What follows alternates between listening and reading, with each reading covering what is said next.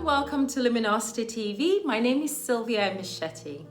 Today's topic is a very popular question that plagued my childhood. I grew up hearing a lot of people asking this question, and I often wondered, what exactly is wrong with them? Isn't it a bit silly asking a question like that? For those of you who didn't grow up in Nigeria, you might not understand this.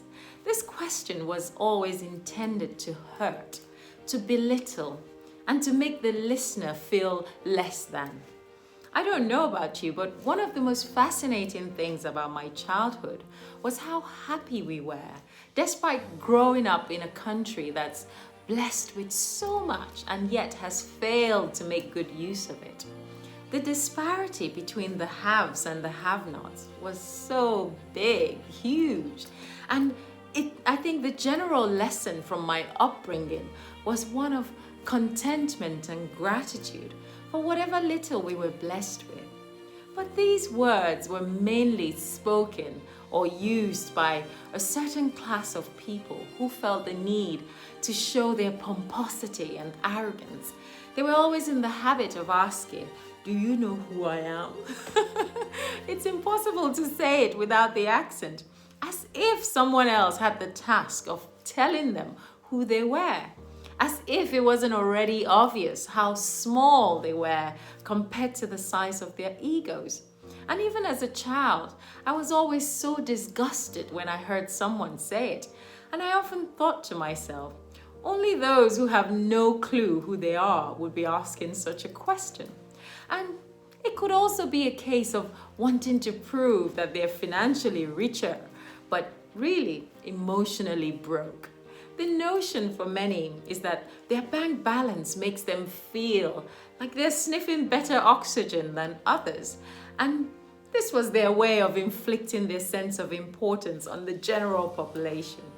So today, I wanted to ask you whether you find yourself in the haves or the have-nots. What does humility truly mean to you? Is it a difficult task for you to humble yourself? Do you feel like you're humiliating yourself when you try to take a humble approach? These days, it goes beyond those who think they're wealthier and extends to those who are just purporting to be something special, just to make themselves feel better, showing off their intellectual abilities or showing off their expertise because they've tied their self-worth to how they're perceived by others, which is determined by the things they've acquired. Do you know who I am? My bank balance has more zeros than yours. Do you know who I am? I've got all my awards and degrees and qualifications before you were born. Do you know who I am? I built my first house at 21 and I bought my first car at 18. All suffering from a hypnotic spell of self-importance. Having come across a few people like this in my lifetime, I knew what I didn't want to be as I got older. I decided that I wasn't going to take myself too seriously, no matter where I found myself in life. I would not be afraid to feel small. I would not be afraid to grovel. I would not be afraid to say, I haven't arrived. I would not be afraid to stand tall when I needed to be. And I would not be afraid to ask for help. And more importantly, I would not be afraid to say, I just don't know and I'm willing to learn. And that attitude has always got me everything I could ever need because I've never made myself unreachable. I always say that as far as my pride goes, I'm out of this world because this is not my home. This is my school and I must make haste and go back home. And here at school, I've already got all the supplies I'm going to need. Fortunately, the supplies I'm going to need have been especially designed for me, and they'll be different from yours. We live in a world today where one of the hardest things for people to do is to be humble. Most people think that it belittles them, like they're sort of selling themselves short. And from my experience, nothing has worked for me more in my life than to humble myself, to want to know. Because I believe that when you look for something with all the earnestness of your being in humility, it will find you for sure. We talk about kindness and compassion. We talk about generosity and gratitude. And all of these are only made possible when we have a degree of humility in us. When you understand that you're no better than the next person, and certainly not because of your wealth or your position of power or your qualifications. One of the best ways to express humility is that willingness to learn new things, to not be rigid or set in our ways. We are constantly bombarded with so much information, and because of it, we assume that we know a lot. We rarely take time to discern and decipher and weigh and examine whether or not the information we are getting rings true to us personally. We just absorb it and accept it. And then with our ego sky high, we go around making bold statements and wild accusations, thinking that we know better. The pandemic was a great example of that. We ended up having so many internet doctors and homemade scientists on Zoom calls, all with varying opinions about the virus, about the vaccine, and about everything. And even the government at this point is suffering from the same problem. And one of the hardest things for the ego to comprehend is those few words of "I actually don't know." There's no shame in not knowing. It comes from a place of humility, from a place of truth, from a place of honesty. And humility is also about being vulnerable, not having to prove or show that you're superior or more intelligent or wealthier or more successful. We are living our lives always trying to prove to everyone and to ourselves sometimes, whether it be through social media, that we've arrived and we live enviable lives. Do you know who I am? Our humility has been lost and our humanity is gone. Many people don't realize this, but there's a big difference between information and knowledge. The Buddhists call it shoshin, the beginner's mind. It means that you have to assume nothing. You listen and take it all in as if it's the very first time you've heard it. And this doesn't mean you're gullible. It just means that you're coming from a place of neutrality, that you have an attitude of openness and eagerness to learn with no preconceptions, just like a child would.